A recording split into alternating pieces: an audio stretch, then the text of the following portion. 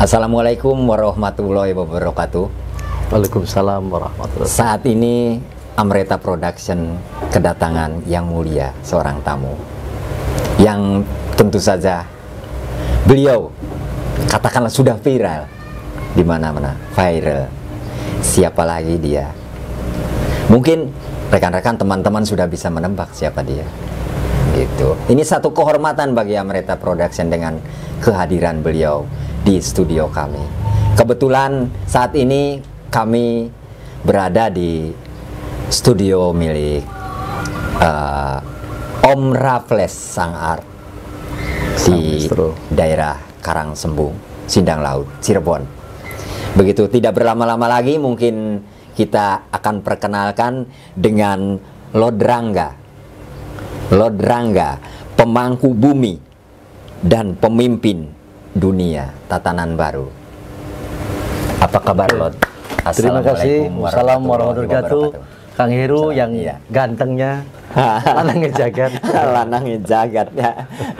Iya, turun Nabi Yusuf. Jadi begini, Lod, kita bicara santai aja, cair-cair aja. Siap. Kita sama-sama wong Cirebon. Yes. Mungkin ini satu kehormatan bagi kami karena mungkin ini pertama kalinya Lodrangga berpodcast ria di Cirebon. Karo wong Cirebone dewek. Iya, karo wonge dewek. Iya, wonge dewek. Ya, tanah tumpah darah dari orang tua kita sendiri, iya. Di sini. Mungkin satu yang pertama perlu katakanlah dibahas atau di komunikasi dengan Lodrangga yang sudah malang melintang dan kami mencolong, mencuri waktunya untuk berpodcast di sini. Kita memetik barangkali ada informasi baru yang perlu kami dapatkan. Gitu, dan pengalaman-pengalaman Lodrangga di dunia entah berantah di sana gitu. Nah, satu Lod, karena kita orang Cirebon tentu saja, dan kebetulan kita ada di studio Raffles Sang Art ini, gitu kan, yang perlu dipertanyakan tentang kesenimanan, nasib seniman dan karyanya. Menurut Lodrangga gimana? Alhamdulillah, terima kasih ada di podcast Amreta. Podcast Amreta. Mudah-mudahan memberikan satu podcast yang bisa memberikan toladan dan maju terus. Amin. Laris manis, laris manis dan tambah cuan ya. Cuan, cinta dan cuan. Cinta dan cuan. Dan ini adalah studio yang sangat bagus. Khususnya juga melihat karya-karya dari Kang Raffles ya. Orang menyebut Om Raffles, saya nyebut Kang Raffles. Ini merupakan satu karya, satu bentuk seni yang memang biasanya seni tidak begitu saja ada, tapi muncul karena budaya. Lah, budaya muncul karena ada peradaban seorang manusia, peradaban satu kaum. Lah, kalau mengambil alih pada proses keberadaan peradaban dari leluhur kita, khususnya di Cirebon itu peradaban yang sangat tinggi. Betul. Peradaban yang tinggi karena ada pada proses di tanah Pariangan sesungguhnya. Jadi tanah Pariangan itu sampai ke perbatasan Bumiayu, sampai menuju ke Banten itu Pariangan. Yang disebut tanah Atlantik. Kalau Atlantik itu adalah adanya tanah Atlantik ada di selatan, di belahan bumi. Sedangkan Laut Atlantik ada belahan utara. Nah, ini Lord, barangkali ada persambungannya, ada korelasinya. Cirebon sering dinamakan dengan pusar bumi. Pusar bumi. Apakah itu ada hubungannya? Ya, hubungannya ada. Makanya disebut Pulau Nyawa, Pulau Jawa. Pulau Jawa itu Pulau Nyawa. Pulau Nyawa. Jadi kalau digambarkan sebagai kayak pulau manusia, sebagai manusia, ada di Sangyang Tapak Minak Jingga itu di jalan kaki. Kakinya ada di Banyuwangi dan Madura. Badan kakinya ke sini sampai ke Jawa Timur ya. Kemudian pada proses keberadaannya Brebes itu adalah pancurannya. Pancurannya itu kalau udah makanya sesuatu yang mancur di sana udah pasti mancur dulu semua. Brebes itu. Brebes. Kita ingat dengan kondisi politik saat 98 sebelum meletus. Betul. Kejadian sebelum meletus Jakarta, kejadian dulu di Brebes. Dari sana. Itu dari kejadian waktu tanggal 98 ya. 98 kasus peristiwa. Begitupun peristiwa-peristiwa yang lalu baik peristiwa PKI dan sebagainya juga muncul pertama merebusnya di Brebes. Brebes dulu mengalir, akhirnya merambat ke mana. Jadi merupakan barometer nasional. Nah, Brebes itu adalah satu kesatuan dengan tanah Cirebon. Nah, makanya disebut pusar. Lamon Cirebon ka pusere kini kene ka ya puser ya, kan di tengah pusere ya. Jadi puser wudele lah makanya jadi sebelum pada proses keberadaan manusia makan sesuatu pasti mereka diawali dari proses melalui di alam rahim ya. Setelah ada Rahman, betul. Nah, makanya ada Rahman, ada Rahim. Makanya pusat basmalah ada di Cirebon. Itulah karena ada Rahman, ada Rahim. Ya itulah kenapa dinamakan pusar bumi. Karena menurut informasi yang saya dapatkan juga, karena kan minimal saya harus rajin baca-baca. Padahal mah malas, Ron. Itu ada istilah lagi, Cirebon itu pernah menjadi Center of Excellence. Pusat peradaban. Gimana ceritanya itu, Lord? Iya, karena Cirebon adalah bagian dari Jawa ya, dan Jawa merupakan bagian yang paling baru diantaranya proses perjalanan peradaban di zaman para wali 9 pun itu menunjukkan bahwa dia seorang wali, beliau itu seorang wali, tapi dia seorang raja. Maka disebut pusatnya di Cirebon itu seperti itu. Makanya Cirebon disebut kota wali. Nah, berkaitan dengan proses peradaannya, dulu kisah cerita yang terdekat di zaman cerita dari pewaris Pajajaran Agung itu jatuh di Cirebon. Nah, Cirebon itulah sekarang memangku pada proses keberadaannya. Nah, halnya sekarang kalau Lord adalah sebagai pemangku bumi dan pemimpin dunia tatanan baru karena turunan sing Cirebon. Oh iya, wong dewek dari Romo Sesari Bidatu Sungjati turun ke Raden Ranggajati. Turun ke Syekh Jabar Sidik Panembahan 1, Jabar Sidik Panembahan 2, ke Singamerta, Singamerta Jaya, ke Wangsakrama, Wangsakrama Jaya, Sarja Wangsakrama, baru ke ayahanda saya Kanjeng Senopati Agung Hadi Agung Negara, baru Lord adalah mewarisi 11. Ke-11. Ya. Dan ini satu mungkin warisan. Ternyata di Cirebon, katakanlah di Jawa ini, silsilah keturunan itu sangat banyak. Kalau di luar negeri, di Eropa mungkin hanya mengenal father, mother, grandpa, putus. Putus. Tetapi di kita mengenal bapak, abah, buyut, cangga, wareng, udeg. Ada bahasa begini kan di Cirebon itu. Kawas gitu udeg nah, kayak konon udeg berarti itu turunan yang ke-6 di atas. Nah, sementara sampai 18 yang terakhir itu ada munyeng-munyeng sampai terah tumerah yang 18. Orang Jawa bisa menghitung turunannya mundur berapa ratus tahun ke belakang. Itulah yang disebut dari silsilah tidak pernah putus. Maka kalau istilah modern saat ini ditujukan bahwa kehidupan manusia ada kehidupan yang abadi karena ada keturunan. Karena di dalam diri kita sesungguhnya ada DNA, ada darah yang diturunkan oleh bapak ibunya yang mengalir terus. Itulah kehidupan abadi di bumi. Berarti kan kalau dipetik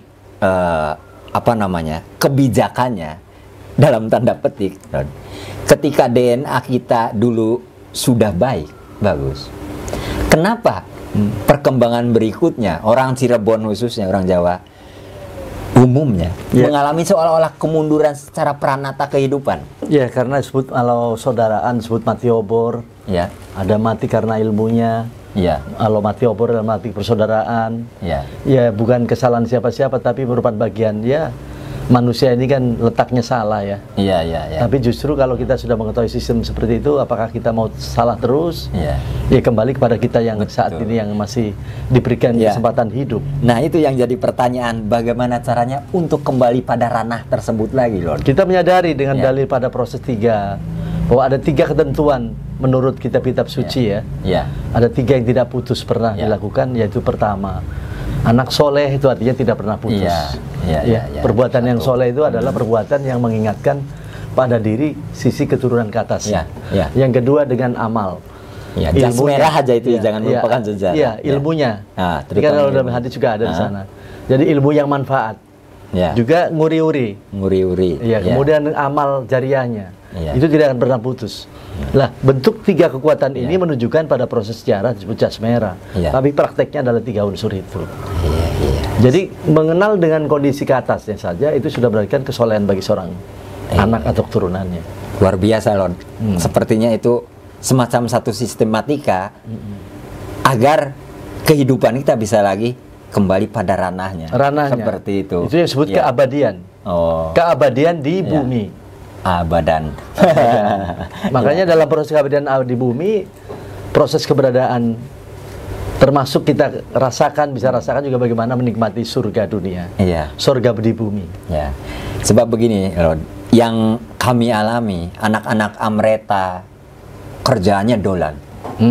Dolan, katakanlah TU mereka, tukang ulin, gitu.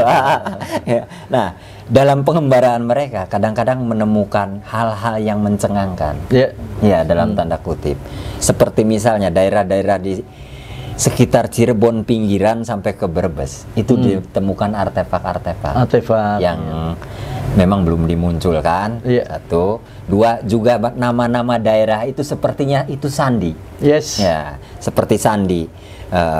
Nama-nama daerah tersebut menandakan. Dan satu lagi yang mencengangkan, banyak nama daerah yang diawali dengan Pande. Kalau Pande itu kan tempat pembuatan, pakar. Apapun itu, bukan cuma bikin besi. Nah, dan mengenai besi sendiri banyak ditemukan artefak dari logam. Gitu. Kalau zaman dulu kan belum ada mobil. Zaman sekarang bikin peralatan, bikin golok, pedang dari per mobil. Zaman dulu kan berarti bikin sendiri, ngeruk tanah sendiri. Artinya bahan daripada itu ya. Nah, dari semangat itulah barangkali mungkin tadi yang Lord terangkan, kita bisa masuk dengan sistematika yang 3 itu ke sana. Barangkali begitu, Lord. Iya, benar. Dari proses kembali kepada seni budaya adalah karya, karena ada sebuah karya dari peradaban sebuah leluhur tadi, sehingga menghasilkan karya seni. Karya-karya disebut itulah budaya. Jadi sesuatu yang dilarikan dari dalam keluar menjadilah sebuah karya. Kota Cirebon, Kuningan, Indramayu, Majalengka, dan wilayah Brebes. Jadi perbatasan Brebes itu kaitan dengan kerajaan Mataram itu sendiri dari Kali Gangsa, makanya disebut Kali Gangsa, kali perbatasan. Jadi bukan Kali Losari, tapi Kali Gangsa. Makanya ditandai dengan makam Amangkurat 1 ada di sebelah timur Kali Gangsa. Itu ada di Brebes, di Slawiayu itunya. Jadi karena Brebes wilayah sini. Dan DOP-nya sekarang pun yang tidak dipindahkan, daerah operasi daripada stasiun kereta api, karena dibangun oleh nenek moyang kita, bukan dibangun oleh Belanda. Itu milik nenek moyang kita. Belanda pelaksananya. Tapi bisa jadi, Lord, bisa jadi. Itu makanya sampai sekarang itu tidak dipindahkan. Jadi perubahan peta itu ketika proses ke sini ya. Betul. Setelah Indonesia. Jadi seolah-olah ada penyimpangan atau sesuatu yang sengaja ditutupi gitu. Ya, ada perubahan-perubahan yang sengaja punya tujuan. Makanya sejarah ada yang ditulis sebagai pemenang, sejarah ada yang ditulis secara jujur, ada sejarah yang ditulis tidak jujur, banyak. Sejarah juga ada yang sengaja disimpan, ditaruh di mana, dibelokkan, gitu. Makanya generasi kita, khususnya kebagian ampas hebat. Mending ampasnya enak beli. Mampu ya. Jadi sekarang kalau misalkan ini, makanya jangan menutup diri, khususnya saya pesankan ke kaum milenial ya. Sekarang ketika mendapatkan ilmu sesuatu ataupun yang sudah didapat, jangan merasa cukup. Tapi apapun keberadaannya, bahwa kita adalah melakukan menerima ilmu dari manapun, baru kita olah. Lah, kajian itu kan bisa dengan cara seperti ini. Di sebuah sanggar ya di sini ataupun di studio di sini kita bisa ngumpul sambil membahas tentang diskusi, dan itu membuat satu karya-karya. Bagaimana nilai itu bisa karya buku, bisa karya video, bisa karya apapun yang menghasilkan nilai tambah. Nah, alhamdulillahnya Om Raffles juga di sini karya-karyanya meskipun diam, tapi bukan berarti diam seperti batu. Karya-karyanya itu banyak sudah terkirim rata-ratanya ke Eropa. Tapi kami memohon, dia punya potensi yang luar biasa. Sebab ya mungkin bakat alam itu.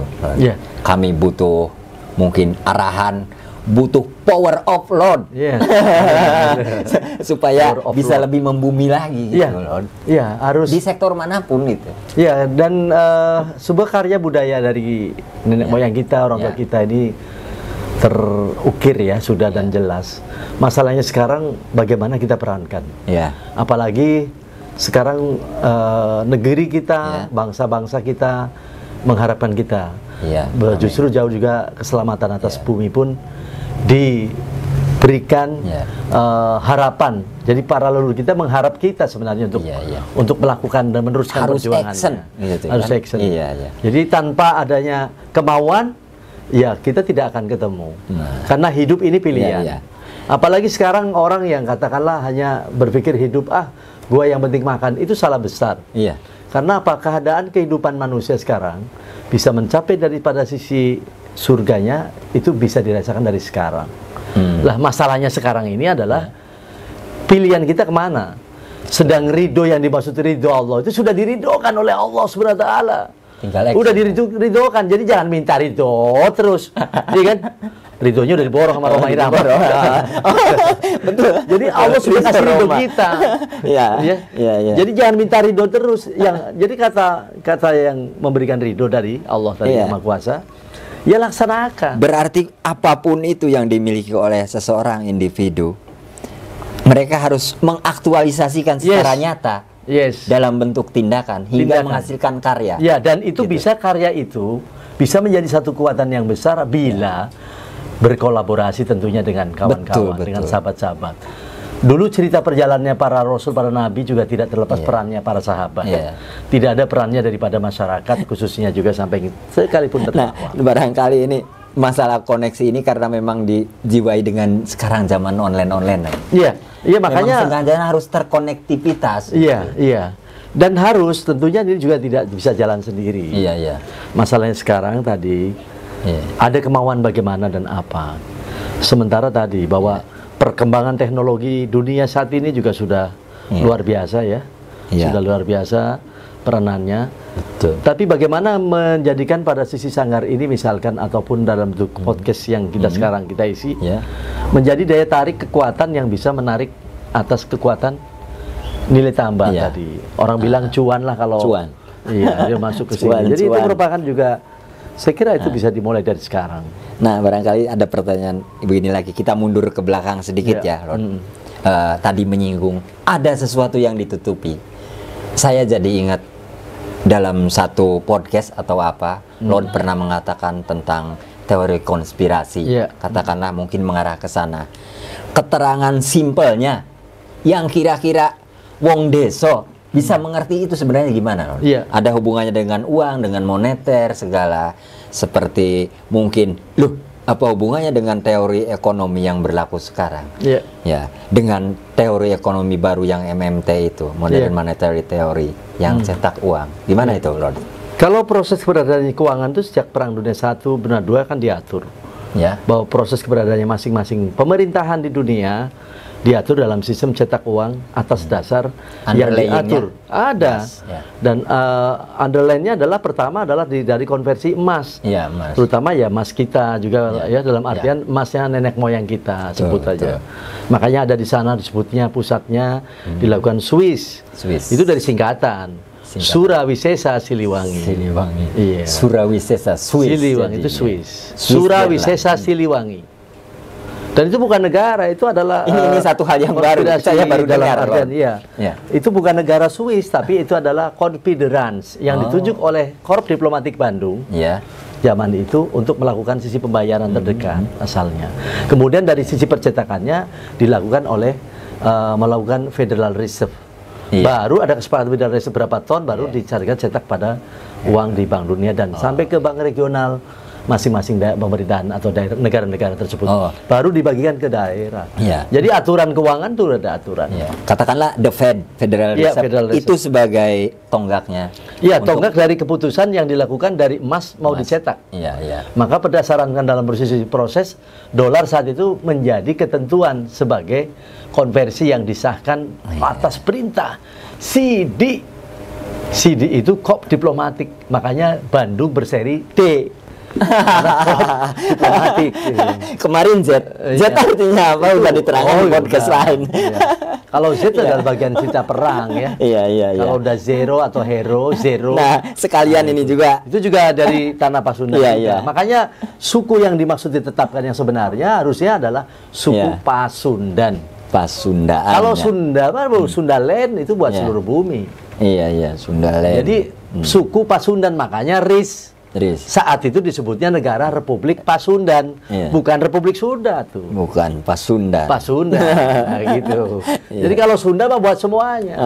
Makanya ada hari Sandai, Sundai, Sunda Dai, Mondai, hari matahari, Mandai, hari bulan, Dai, Saturday. Nah, itu kan hari-hari diambil dari sana. Ya, itu adalah merupakan bagian disebut Sundaland. Terus bicara tentang Sundaland adalah dunia. Lah kita adalah manusia-manusia di dalamnya. Ya. Kadang-kadang kita begini, Lord. Ketika kita mendengar Lord berujar, ya, itu merupakan satu hal yang out of the box. Yes. Iya. Kadang orang tercengang, terkaget-kaget. Lah, bener tak kayak konon? Iya. Ya. Nah, itu makanya timbul orang-orang mengatakan halu. Iya, halu karena nggak nyampe pemikiran dia. Mentok. Tapi kalau yang sudah lo ya ini Elon Musk misalkan apa? Di saat lo terangga merawat bumi, bagaimana manusia hidup di bumi dengan kondisi tidak sebaik-baiknya supaya bumi selamat, tidak dinuklir lagi. Dinuklir lagi. Kalau nuklir lagi manusia gedenya yang ganteng segini jadi segini. Itu udah mungkin jutaan tahun mungkin baru muncul lagi manusia. Makanya lo marah besar kepada 10 negara penghasil nuklir, lebih-lebih dari UN yang telah mengizinkan atas pembuatan tes nuklir tersebut. Bayangkan dengan tadi. Kenapa saya bilang Elon Musk itu halu? Di sini saat kita merawat bumi, dia berpikir bagaimana manusia supaya bisa pindah ke planet lain. Sedangkan planet lain tidak ada satu kehidupan seperti kita. Tidak ada hawa 4 unsur yang menjadikan diri manusia kita jadi ada di sana. Mungkin hawa panas ada. Kita suruh hidup hawa anginnya, kan gitu kan. Hawa airnya dan tanahnya tidak ada. Sehingga manusia tidak bisa hidup di sana. Coba kalau keluar negeri ke sana, keluar planet. Logis itu. Itu hanya misalkan gambarannya harus pakai pakai ini apa pakaian begitu, bagaimana bisa ciuman? Jadi jangan hayallah hidup di planet lain.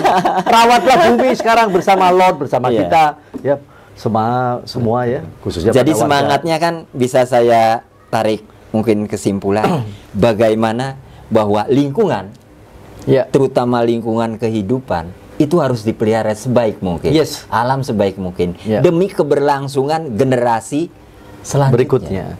Begini Rod, jadi terpancing dengan apa yang dipaparkan oleh Rod tadi. Rod pernah menjabarkan tentang suatu konsep tatanan dunia baru yang menurut Lord itu akan segera terrealisasi. Wajib. Tapi itu kan satu konsep. Setiap kali saya mendengar satu tatanan dunia baru, the new world order. Seperti orde baru berasal dari orde lama. Orde itu kan istilah, zaman dengan konsepnya masing-masing, membawa peranatanya masing-masing. Nah, satu tatanan dunia baru yang sekarang akan dikemas dan kemudian digelontorkan, itu semacam apa, Lord? Begini, pada proses keberadaan tentang tatanan dunia itu dari dulu sudah turun-temurun ada. Apalagi pada proses Perang Dunia II, terus Perang Dunia I ke sana. Lah, terakhir kita ambil pada proses ingatkan bahwa setelah Perang Dunia Kedua, bumi atau pemerintahan di dunia ini dinolkan. Ditandai dengan disrupsi. Waktu itu adalah bom Hiroshima Nagasaki. Kemudian kembali bahwa kekuasaan Korps Diplomatik Bandung memberikan atas penataan kembali. Lah sejak itulah dibuat melalui perintah Korps Diplomatik Bandung membuatlah UN, United Nations. Sebagai pemerintahan sementara 75 tahun, disebutnya adalah masanya 75 tahun. Kontraknya segitu. Kontraknya, pemerintahannya. Maka UN sekarang mau ngamuk-ngamuk apa? SK-nya udah nggak ada kok. Maka UN udah berubah dalam artian diambil alih oleh Lord pada sini Bandung, UN di sana. Makanya untuk proses harus ada begini ke UN. UN sana adalah pelaksana, pemiliknya tetap ada Korps Diplomatik Bandung. Nah, pada proses ini itulah mulainya. Lord dengan berani menyampaikan itu karena itulah kebenaran dan secara jujur. Tidak bisa mereka itu terus kerja. Contoh saja, kalau Akang dapat SK kerja dari saya harus berakhir tahun itu, masa mau terusin kerja? Tentu kan harus diperbarui. Betul. Makanya Lord selalu mengatakan bahwa memang dunia saat ini memasuki dunia 3 terhitung dari tanggal 15 Agustus 2020 dan dinyatakan saat itu adalah new normal. New normal. Kan? New normal. Waktu kemarin saya ngomong sebelumnya ke sana udah gila. Betul. Tapi dianggap halu. Halu. Padahal itu adalah patokannya ada. Dan akhirnya dunia menetapkan new normal di tanggal 15 Agustus 2020. Tanggal 16 itu adalah merupakan bagian hari pertama. Untuk 75 ke depan. Lah, proses kebijakan ini penataan kembali bahwa pemerintahan tidak semau gue. Pemerintahan manapun. Makanya Lot juga paling marah dengan keadaan situasi. Kalau Lot kemarin, dari jauh Lot kejadian saat itu ya, terus selalu menyampaikan bagaimana mencegah dengan kekuatan nuklir. Mereka rame-rame meledakkan, mereka memang siapa? Ya, makanya Lot marah kepada Putin. Marah kepada itu Kim Jong-un. Marah kepada mereka negara-negara yang menghasilkan atas nuklir. Paling marah Lot adalah marah kepada UN. Kenapa mengizinkan atas pembuatan atas senjata nuklir, termasuk senjata-senjata yang sengaja mau memusnahkan manusia. Itu kan kejahatan perang yang nyata. Betul. Nah, berarti kan ada satu organisasi nuklir dunia yang tetap dibandari, dicokongi. Berarti itu kan percuma, Lord. Ya, artinya dana-dana nuklir itu adalah digunakan dari dana-dana dunia ya. Tentu dana-dana yang akhirnya nyambungnya ke juga bank-bank dunia juga. Pada tanggal 20 Juli, melalui gong perdamaian di Blitar, mengumumkan untuk seluruh dunia memberlakukan bahwa di dunia 3 adalah berlakunya the World Revolution System. Tidak boleh negara manapun berperang. Tidak boleh negara berkonflik, apalagi menggunakan atas senjata yang membunuh manusia. Mau senjata ringan, mau senjata menengah, sampai roket, apalagi nuklir. Lot juga baru saja menyampaikan maklumat kepada negara-negara yang berperang dan bertikai, tidak lagi menggunakan atas senjata tersebut. Kalau mereka terus berjalan, pasti Lot juga sudah peringatkan bahwa mereka adalah Lot buru sebagai penjahat perang mereka. Yang saya tangkap begini, Lord, The New World Order Revolution itu yang tadi Lord paparkan, begini, itu mungkin sejiwa dengan apa yang dikatakan oleh Albert Einstein. Seorang fisikawan, siapapun tahulah itu. Begini, ketika yang Lord paparkan itu tidak mengizinkan perang, perdamaian yang diutamakan, di nomor satu kan diutamakan. Sementara nuklir itu adalah menghancurkan. Intinya kan demikian. Menghancurkan. Bukan aja manusia, tapi siklus bumi pun akan hancur. Seperti yang dikatakan oleh Einstein, umur bumi hanya sebentar. Itulah disebut kiamat. Radiasi. Orang nggak bakalan bisa panen, nggak makan. Jangankan apa orang yang mati, lebah, seluruh serangga itu mati. Sementara yang menyerbuki padi-padian. Kalau itu cuma serangga yang mati, nggak apa-apa. Mungkin ya orang menganggap bahwa itu. Ya kita aja juga mati semua. Siapa kangen itulah disebut kiamat. Kiamat dalam hancurnya jagat. Sementara kiamat dimaksud adalah koma, berdirinya kebenaran Allah. Saatnya lah kita mewujudkan atas baldatun thayyibatun warobun ghafur. Kalau orang Jawa atau orang Sunda bilang, saatnya lah gemahri palo jinawi tata tentrem kertara harja kita wujudkan. Iya kan? Kita kan kalau saatnya Lot pada posisi bagaimana ini memperbaiki Indonesia, saatnya lah Indonesia kita bangun dengan negara yang mandiri dan maju tanpa berhutang, jangan hutang terus. Nah, secara kebetulan kan Lord sekarang ada posisi di Cirebon, gitu. Lord sering mengagung-agungkan, memuliakan sosok ibu, Ibu Pertiwi. Ada pemahaman begini, Lord, bahwa Cirebon sering diartikan orang adalah Cirebon. Ya, padahal menurut pemahaman lain lagi, Cirebon itu ciri ibon, kota ibu. Ibu Pertiwi di sini. Maka kembali lagi tadi, ya pantas kalau disebut ini puser. Kita berasal dari makannya dari puser itu sendiri, dari nyambungnya adalah rahim. Makanya ciri dari para keturunannya Romo Sesari Bidatu Sunjati sebutnya adalah zikirnya basmalah. Karena di sana ada unsur Bismillahirrohmanirrohim. Adanya Rahman laki-lakinya, Rahim ibunya. Nah ini paham ya? Jadi asal usul manusia juga karena ada Rahman. Aduh yang gini jadi. Linggayoni. Ada Rahim. Linggayoni. Itu jadi. Makanya Rahman Rahim. Kalau banyak turunan dan proses keberadaannya ya alhamdulillah saudara-saudara kita ya. Ini makin seru aja. Tapi masalahnya sekarang melebar khususnya keluarga kita di sini sebagai turunan-turunan beliau ini mau nggak meneruskan perjuangan. Iya. Jangan mengaku keturunan tapi diam wae. Iya, Ya, gitu. betul. Itu.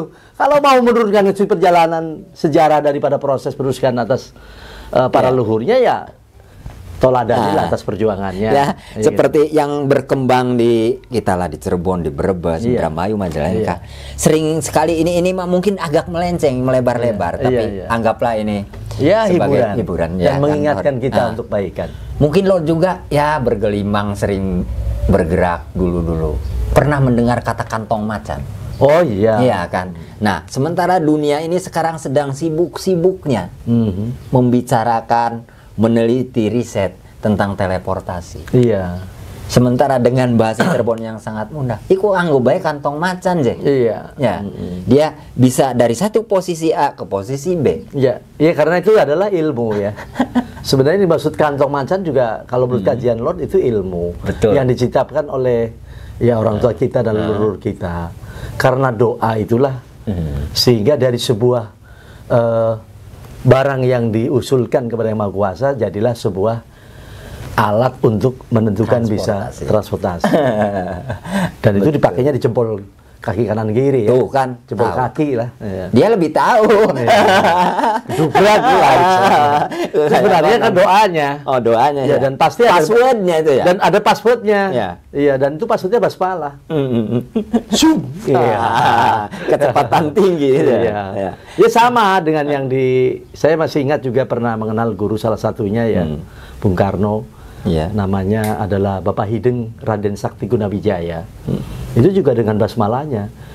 Ya, dia tidak pakai kantong macan. Tadi dengan basmalah dia dia kemudian merubah Mansala Putri, dia berubah pada proses keberadaan burung Garuda. Nah, dinaikin misalkan. Jadi semuanya ilmu. Dan itu bisa diciptakan.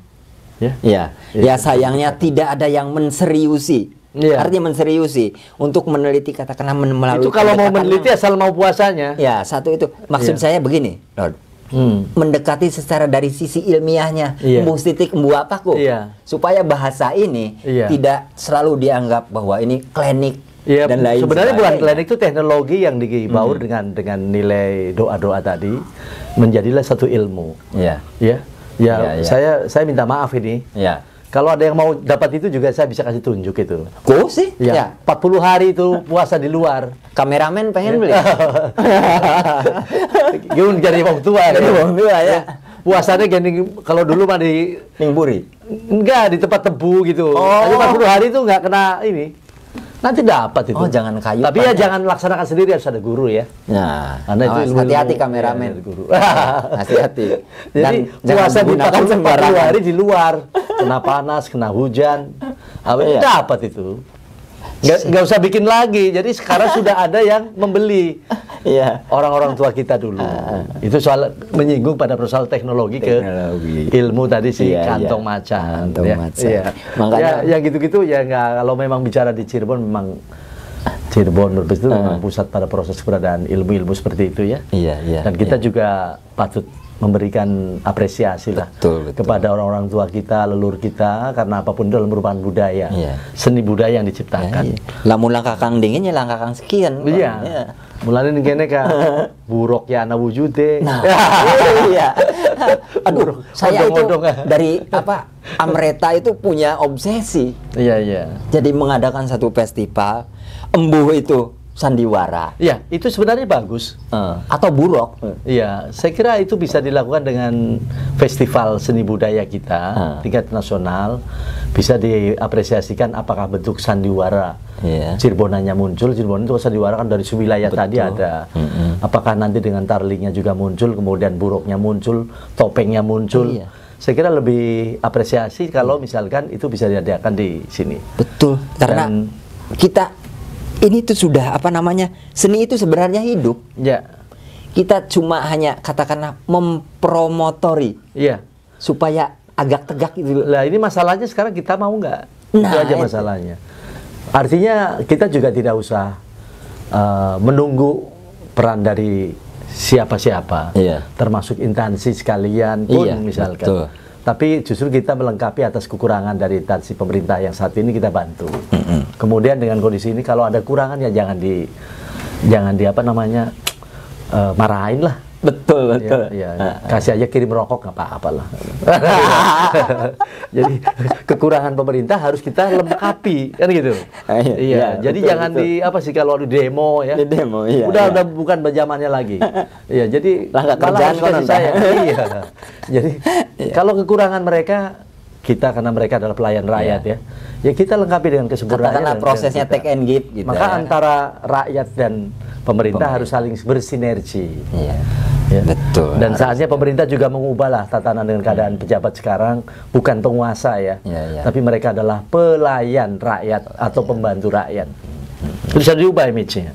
Makanya lo teriak di DPR RI sekalipun seperti itu, sampai ke presiden sebenarnya pelayan. Boleh saya mengucapkan selamat? Iya, selamat. Oke. Apa tuh?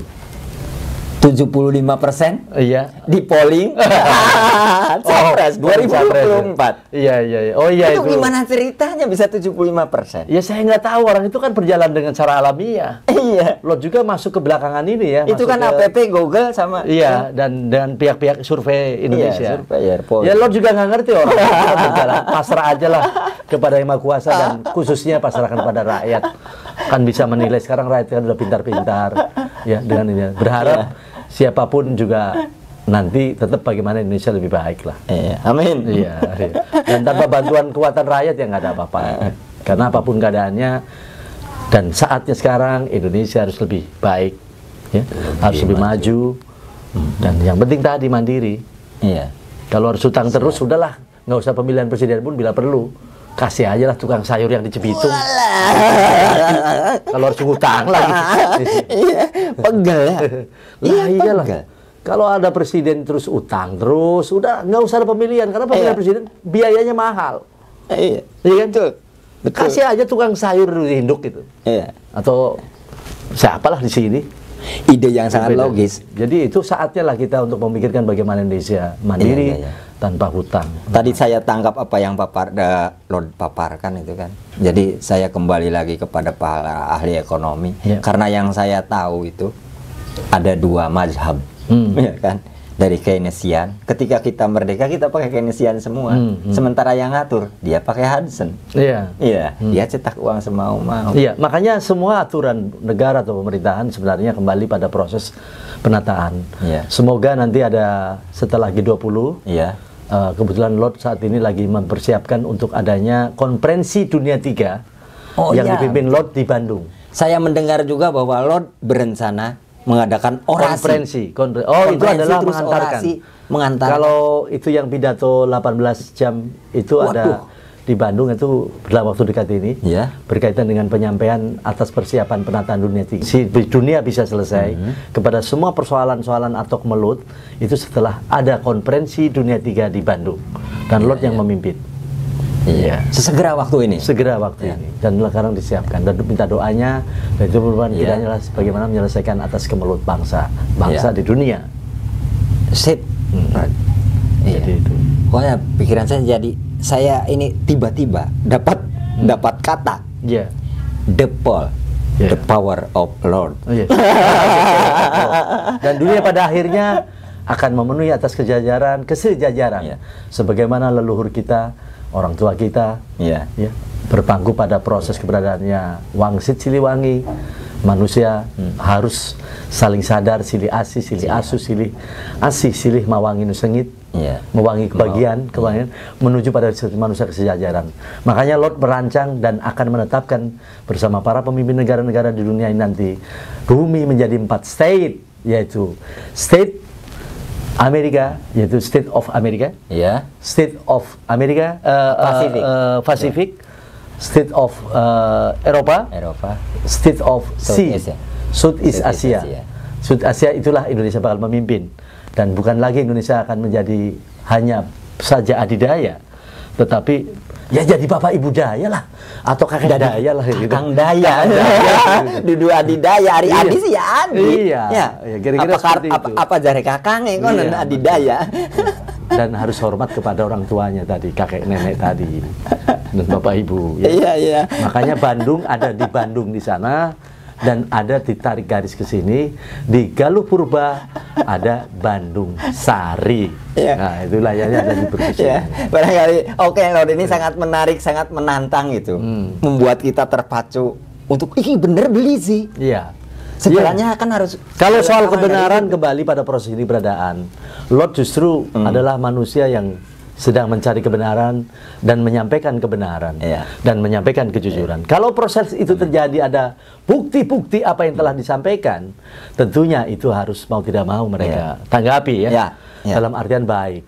Tapi kalau golongan, ya punten ini, kalau golongan kafir mazhab kafir, artinya mereka maunya terkapar, sehingga kebenaran pun yang sudah ada bukti pun nggak percaya.